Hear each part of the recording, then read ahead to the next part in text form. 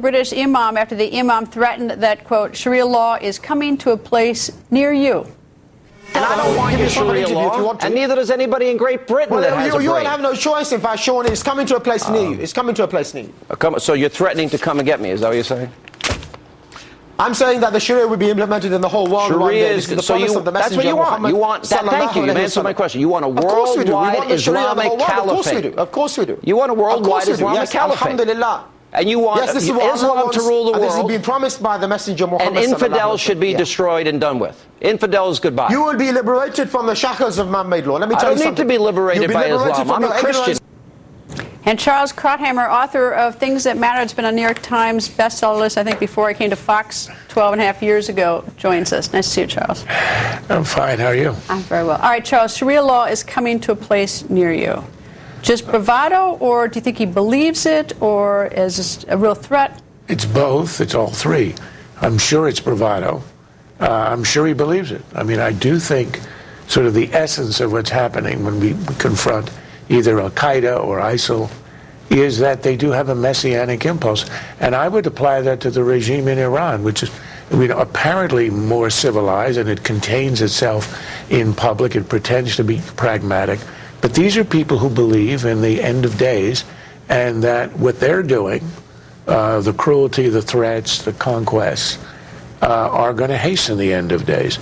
That's what makes them dangerous. And that's all when the president leaves out the religious element of this. You know, he talks about them as extremists. I mean, what does extremism mean?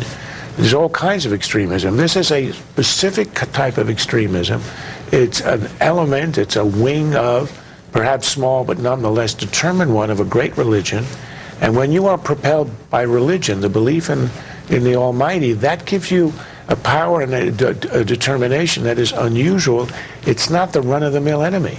I don't know if we have a caliphate yet. I think we have some pretty close, if we don't, in Syria and Iraq. But if we don't, how do we prevent ISIL from getting one?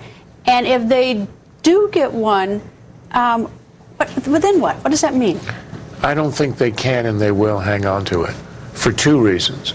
The cruelty is almost unfathomable.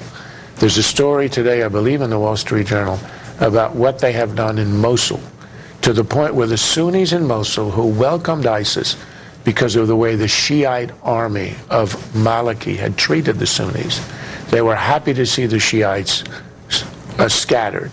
But within weeks of the amputations, the assassinations, public amputations, and they make children watch this. I think there's exactly as happened in Anbar.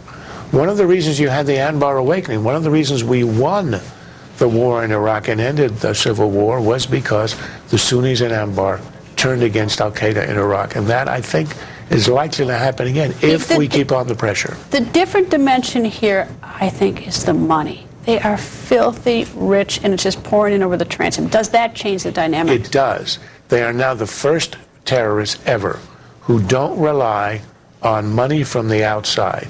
95% of their funds are generated internally from extortion, gangsterism, so-called taxation, and the capture of resources.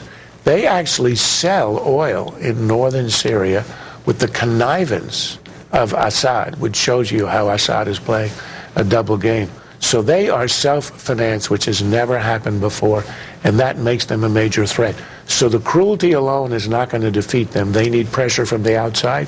That means the U.S., the Kurds, the Iraqis, the Free Syrian Army, what's left of it, and others. And we'll see if Obama can actually muster them. Charles, nice to see you, sir. Pleasure to be here.